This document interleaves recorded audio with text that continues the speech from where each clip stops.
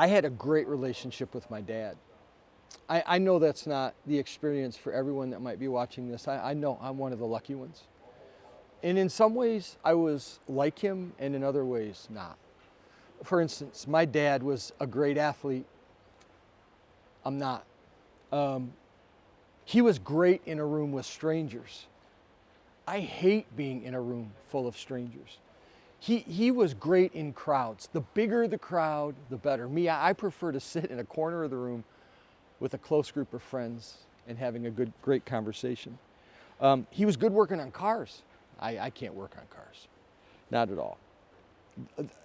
But there are some ways, like I'm like my dad. Some people say, when I say some things, I sound like him. There are phrases that I use, and they can hear my dad in the phrases. There's a look sometimes that I give, and they say that that's the same look that my dad used to give.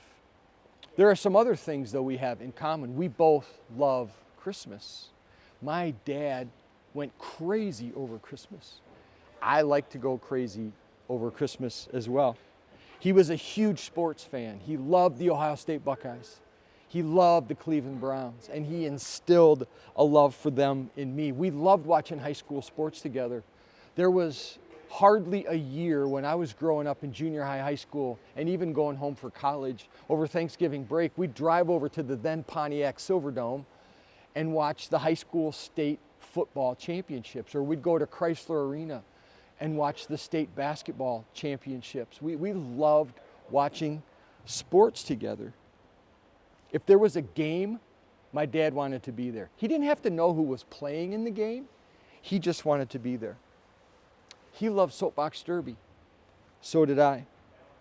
The second year, we built a car together and won the race in Grand Rapids, Michigan. We were able to fulfill one of his childhood dreams through me, something that a father and a son did together. We loved working in a shop together. We built those cars together. We spent our time, there was one time in my life I owned 3 cars. I was 15 years old and I owned 3 cars. We did body work on cars, fiberglass, Bondo, sanding. We painted cars ourselves. It's something that he did with me, and he instilled a love in it with me. We loved tinkering together with our hands. There's a lot of my dad that's in me. A lot of my identity came from who my dad was. Who we are, where we come from, oftentimes shapes who we become. It does shape our identity. I'm Jack's kid. And the things that Jack did with me made me the person that I am today. But I wasn't Jack's kid necessarily because we liked the things the same. You know, if I never won the soapbox derby, he would have loved me just the same. If I didn't like doing body work on cars, he would have loved me just the same. I was a terrible athlete. My dad was never derogatory towards me because I didn't achieve the things athletically and competitively that he did. The one thing that my dad always did with and for me was communicate his love for me. He always let me know in words and action how important I was to him and how much he loved me. The gym was an important place for my dad. He was a ref until it was 11 months before his death. He got cancer in January, and he was still reffing basketball games in November before he got cancer. He loved gyms. This space was a space that he just loved being in, and I do as well. I joke and kid around with friends sometimes that I'm a gym rat. Jack was a gym rat, and so was his son. But all of those things happened because in doing those things, I could be close to my dad.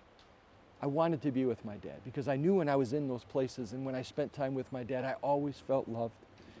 The words of my father, the things that he said to me and the way that he treated me helped to shape my identity. I remember them to this day.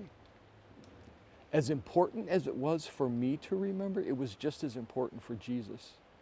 It's why when he began his journey, before he went into the wilderness for his 40 days, before he was tempted, he's baptized. And he wasn't baptized because of this new set of hoops that his cousin John had set up, that's what it meant to be righteous. No. Isn't it just like Jesus to submit himself to his cousin in baptism? kind of laying out the way that Jesus would live his life. But it's what happened right after he came out of the water that I want us to hear today. His dad, his heavenly Father, telling him that he loved him and he was pleased with him.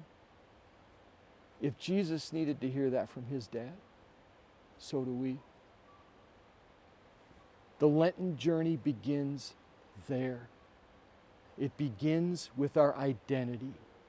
It begins with us knowing and realizing and living into everything that it means to be loved and accepted by God. He loves us. He is pleased with us. There's nothing we could do that could make him love us more.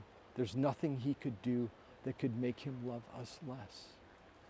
Can we break God's heart? Absolutely. Will he ever stop loving us? No.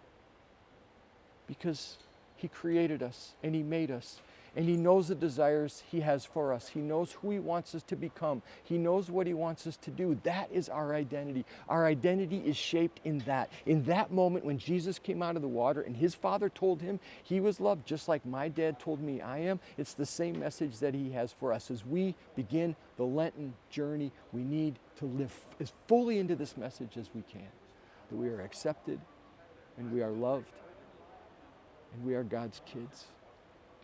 And being God's kids, shaped by that, it can make us who we were created to be so we can do what we were created to do.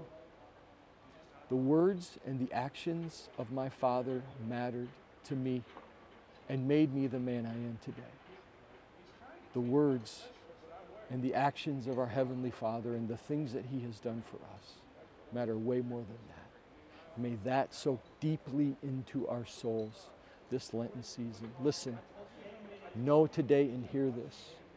You are loved and your Heavenly Father is pleased with you. Grace and peace.